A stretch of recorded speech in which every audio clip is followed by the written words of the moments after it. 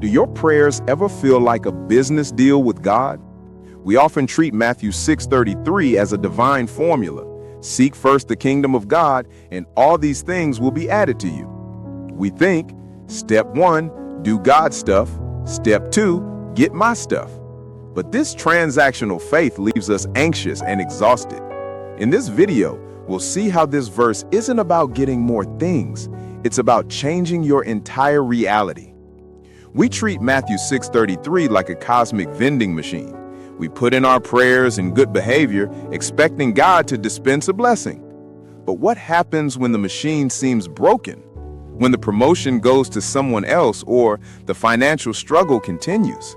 A faith built on transactions is fragile. It leads to frustration and crisis, making us wonder if God is holding up his end of the bargain. This view is exhausting. But what if Matthew 6:33 isn't a formula for getting more stuff, but an antidote to the anxiety that makes us obsess over it? Just before this verse, Jesus talks about worry. He points to the birds and flowers as proof of God's provision and asks, "Aren't you much more valuable?"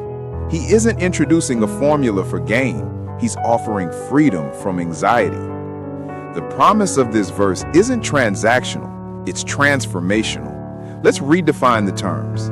Seek first doesn't mean number one on a to-do list. It means the central organizing principle of your entire life. The kingdom of God isn't just about heaven. It's about living out his values like justice and love right now. And all these things will be added to you isn't a reward. It's the natural result of living under the king's care. When you trust the king, you stop worrying about the supplies. Your security is in him, not the things. When you shift from formula to reality, everything changes. A job loss is still painful, but your peace isn't shaken because your security was never in the job. It was always in the king. My own prayers used to be full of anxiety. Now my question has shifted from, "God, what can I get?" to, "God, how can I reflect your kingdom where I am?" Peace became the new normal because my trust was recentered on the provider, not the provision. The true promise of Matthew 6:33 is this: shift from using God to get things to seeking God to get God. It's freedom from anxious striving. Here's your challenge.